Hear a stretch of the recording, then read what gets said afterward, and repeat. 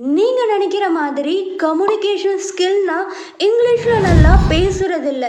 இது ஒரு psychological weapon. இதை கரெக்டாக யூஸ் பண்ண கற்றுக்கிட்டிங்கன்னா நீங்கள் யாரை வேணாலும் ஈஸியாக இன்ஃப்ளூயன்ஸ் பண்ணலாம். நீங்கள் இதை கவனிச்சிருக்கீங்களா? ஒரே விஷயத்த ரெண்டு பேர் சொல்கிறாங்க. ஒருத்தவங்க சொல்லும்போது அதை யாரும் காது கொடுத்து கூட கேட்க மாட்றாங்க.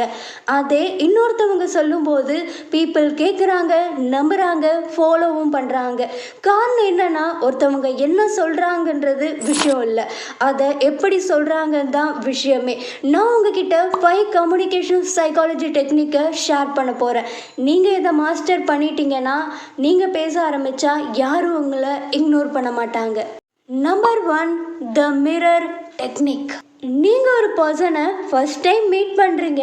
ஆனால் 2 to 3 மினிட்ஸ்லே அவங்கக்கிட்ட ரொம்ப க்ளோஸ் ஆன மாதிரி ஃபீல் பண்ணுறீங்க. அவங்கக்கிட்ட நல்லா பேசுகிறீங்க, எந்த ஒரு டிஸ்கம்ஃபர்ட்டும் இல்லை. உங்களுக்கு அவங்க மேலே நம்பிக்கையும் வருது. அவங்க பேசிட்டு போனதுக்கப்புறம் நீங்கள் யோசிக்கிறீங்க, எப்படி இவ்வளோ சீக்கிரம் அவங்க கூட கனெக்ட் ஆனோன்னு. இதுக்கு ரீசன் என்னன்னா, உங்களுக்கு முன்னாடி இருந்த அந்த பர்சன் கான்ஷியஸாக இல்லை அன்கான்ஷியஸாக உங்கள் body language, tone of voice, பேசுகிற ஸ்டைலை ஸ்லைட்லி காப்பி பண்ணியிருக்காங்க. நீங்கள் காமாக இருந்திருந்தா அவங்களும் காமாக இருந்திருப்பாங்க. நீங்கள் ஸ்லோவாக பேசியிருந்தா அவங்களும் ஸ்லோவாக பேசியிருப்பாங்க. இதுக்கு பேர் தான் மிரர் டெக்னிக். அவங்க செய்கிறத அப்படியே காப்பி பண்ணி செய்கிறது இந்த டெக்னிக் இல்லை. ஃபார் எக்ஸாம்பிளுக்கு, அவங்க காஃபி குடித்தா நீங்களும் காஃபி வாங்கி குடிக்கிறது. அவங்க பண்ணுற ஆக்ஷனை அப்படி காப்பி பண்ணி பண்ணிங்கன்னா இது ஃபேக் பிஹேவியர்னு ஈஸியாக கண்டுபிடிச்சிருவாங்க. ரியல் மிரர் டெக்னிக்னா அவங்களால நோட்டீஸ் பண்ண முடியாத மாதிரி இருக்கும். ஆனால் அவங்க மைண்டுக்குள்ள ஒரு ஃபீல் வரணும், இவங்க நம்மள மாதிரியே இருக்காங்க, இவங்கள நம்புறது சேஃப் தான். உதாரணமாக, யாராவது ரொம்ப ஃபார்முலாக ஸ்லோவாக காமாக பேசுனாங்கன்னா நீங்களும் அதே பேஸில் ரெஸ்பாண்ட் பண்ணணும். அவங்க கேஷுவலாக இருந்தால் நீங்களும் கேஷுவலாக இருக்கலாம், பட் லிமிட்டாக பண்ணுங்கள். இப்படி பண்ணும்போது என்ன ஆகுனா, அவங்க சப்கான்ஷியஸ் மைண்டில் ஒரு சிக்னல் போகும், அவங்களும் நானும் சேம் வேவ் லென்த்துன்னு. ட்ரஸ்ட் லாஜிக்கில் பில்ட் ஆகாது, ட்ரஸ்ட் ஃபீலிங்கில் தான் பில்ட் ஆகும். அந்த ஃபீலிங்கை க்ரியேட் பண்ணுறது தான் மிரர் டெக்னிக். எவ்வி நெகோஷியேட்டர்ஸ், டாப் லெவல் சிஇஓஸ் எல்லாம் இந்த டெக்னிக்கை தான் யூஸ் பண்ணுறாங்க. உங்கள் ஆப்போசிட்டில் இருக்க பர்சனை சைக்காலஜிக்கலாக கம்ஃபர்டபுளாக ஃபீல் பண்ண வைக்கும். ஆனால் ஒரு வார்னிங், ஓவர் ஆக்ட் பண்ணிங்கன்னா நீங்கள் ஃபேக்காக பண்ணுறீங்கன்னு கண்டுபிடிச்சிருவாங்க. அப்போ ரிலேஷன்ஷிப் பிரேக் ஆகிடும். ஆனால் உங்களுக்கு இந்த டெக்னிக் நேச்சுரலாக பண்ண வந்துச்சுன்னா, கிளைண்ட்டாக இருந்தாலும் சேஞ்சராக இருந்தாலும் ஒரு இன்விசிபிள் கனெக்ஷன் உருவாகும். அப்போ உங்கள் வார்த்தைகள் தானாகவே பவர்ஃபுல்லாக ஆகும். இது ஆரம்பம் மட்டும்தான். அடுத்த வர டெக்னிக் இன்னும் டீப், இன்னும் dangerous. Number 2, the power of pausing. கொஞ்சம் யோசிச்சு பாருங்க, உங்கள் முன்னாடி இருக்கிற பர்சன் கேப் விடாமல் நான் ஸ்டாப்பாக பேசிக்கிட்டே இருக்காங்க. உங்களால் அதை முழு கவனத்தோடு கேட்க முடியுமா? எப்போ அவங்க பேசி முடிப்பாங்கன்னு தான் இருக்கும். ஏன்னா அவங்க பேசுகிறது நாய்ஸ் மாதிரி கேட்கும். ஆனால் இன்னொருத்தவங்க நிறுத்தி நிறுத்தி பேசுகிறாங்க. இப்போ அவங்க பேசுகிறத ஃபுல் அட்டென்ஷனோடு கேட்பீங்க.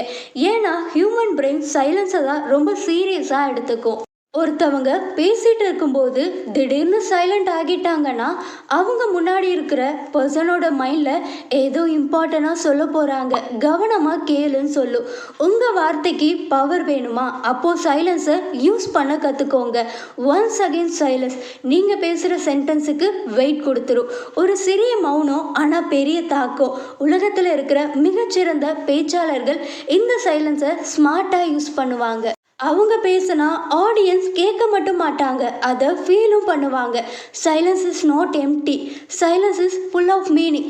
கவனமாக கேளுங்க. பாஸ்னா எதுவுமே பேசாமல் அமைதியாக இருக்கிறது இல்லை, பேசும்போது எங்கே நிறுத்தணும், எப்போ நிறுத்தணும்னு கற்றுக்கணும். இது ஸ்டேஜில் பேசுகிறப்ப மட்டும் இல்லை, டெய்லி கன்வர்சேஷன்லையும் யூஸ் பண்ணலாம். அடுத்த வாட்டி யார்கிட்டையாச்சும் பேசும்போது வார்த்தைக்கு நடுவில் பாஸ் பண்ணி பேசி பாருங்கள், நீங்கள் பேசுகிறத கண்டிப்பாக கேட்பாங்க. Number 3, active listening.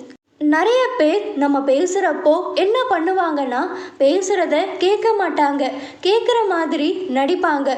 இப்போது ஒருத்தவங்க உங்ககிட்ட பேசிகிட்டு இருக்காங்க, நீங்கள் அதை கேட்குற மாதிரி தலையை அசைச்சாலும் உங்கள் மனசில் என்ன ஓடிட்டுருக்கோ, அடுத்தது நான் என்ன சொல்லலாம், இதுக்கு என்ன பதில் சொல்லணும், ஆனால் அப்படி பண்ணவே கூடாது. இமேஜின் பண்ணுங்க, நீங்கள் ஒருத்தவங்க கிட்ட உங்கள் லைஃப்பில் நடந்த ஒரு முக்கியமான விஷயத்த சொல்லிட்டு இருக்கீங்க. அப்போ அவங்க மொபைல் பார்க்குறாங்க, இல்லைன்னா சுற்றி சுற்றி பார்த்துட்ருக்காங்க.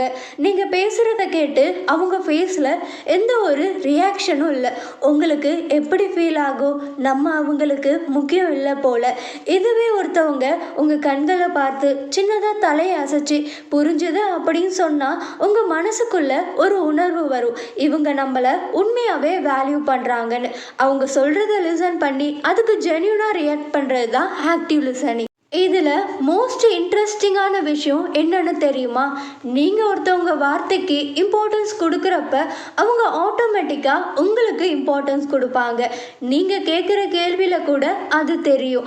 அப்புறம் என்ன நடந்துச்சு, அப்போ நீங்கள் எப்படி ஃபீல் பண்ணீங்க, இப்படி ஜென்யூனாக கேள்வி கேட்குறதுனால முன்னாடி இருக்கிற பர்சன் ரொம்ப ஓப்பனாக பேச ஆரம்பிப்பாங்க. உங்களுக்குள்ள ஒரு உண்மையான கனெக்ஷன் உருவாகும். ஃப்ரெண்ட்ஷிப், ரிலேஷன்ஷிப், ப்ரொஃபஷ்னல் லைஃப்பில் கூட இதை யூஸ் பண்ணலாம். இது ஒரு சைலண்ட் சூப்பர் பவர். யாராச்சும் உங்ககிட்ட பேசினா ஆக்டிவாக லிசன் பண்ணுங்க.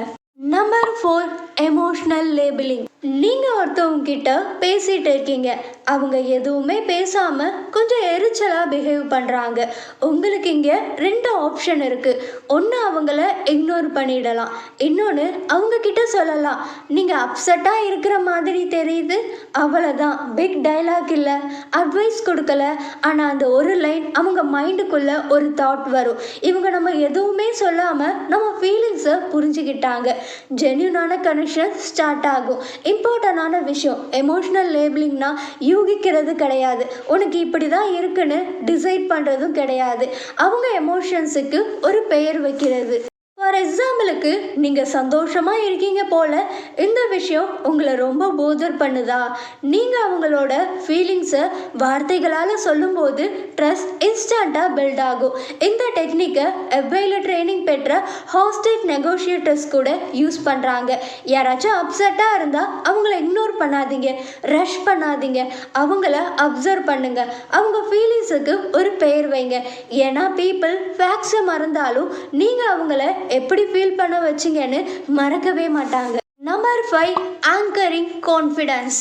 நீங்கள் சைலண்ட்டாக இருந்து ஒருத்தவங்களை இன்ஃப்ளூயன்ஸ் பண்ணணும்னு நினச்சிங்கன்னா இந்த டெக்னிக் அதுக்கு பவர்ஃபுல்லாக இருக்கும். இந்த உலகத்தில் யாருமே எப்பயும் கான்ஃபிடெண்ட்டாகவே இருக்க முடியாது. எல்லாருக்கும் நர்வஸ் ஆகும், ஆன்சைட்டி வரும், செல்ஃப் டவுட் இருக்கும். சில பேர் அந்த நர்வஸை கண்ட்ரோல் பண்ண கற்றுக்குறாங்க, அதனால தான் அவங்க லீடராக இருக்காங்க. சைக்காலஜி என்ன சொல்லுதுன்னா, பீப்புள் உள்ளே இருக்கிற கான்ஃபிடென்ஸை நம்ப மாட்டாங்க, ஆனால் வெளியில் தெரிகிற கான்ஃபிடென்ஸை நம்புவாங்க. நீங்கள் நேராக உட்கார்ந்து ஐ டு ஐ பார்த்து பேசுனா அவங்களோட பிரெயின் ஆட்டோமேட்டிக்காக சொல்லும், இவங்க மேலே நம்பிக்கை வைக்கலாம். இதுதான் ஆங்கரிங் கான்ஃபிடன்ஸ். உங்கள் body language, voice of tone, eye contact, இது 3ம் சேர்ந்து உங்களை சுற்றி ஒரு இன்விசிபிள் ஆங்கரை உருவாக்கும். நான் என்னோட கண்ட்ரோலில் தான் இருக்கேன்னு. கான்ஃபிடென்ட்னா அதிகமாக பேசுறது கிடையாது, கம்மியாக பேசினாலும் அமைதியாக தெளிவாக பேசுறது.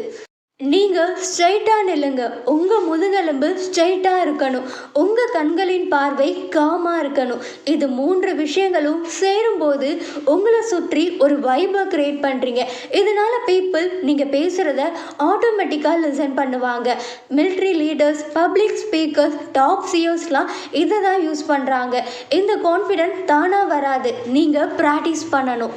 உங்கள் பாடியை கான்ஃபிடெண்ட்டாக நடக்க ட்ரெயின் பண்ணிங்கன்னா உங்கள் மைண்டும் நீங்கள் கான்ஃபிடெண்ட்டாக தான் இருக்கீங்கன்னு நம்ப ஆரம்பிக்கும். அதனால தான் இதுக்கு பேர் ஆங்கரிங்.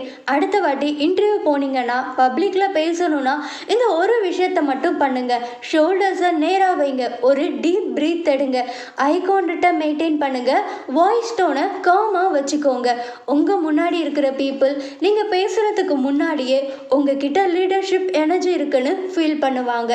ஏன்னா பீப்புள்ஸ் வேர்ட்ஸை விட எனர்ஜிக்கு தான் இன்ஃப்ளூயன்ஸ் ஆகுவாங்க.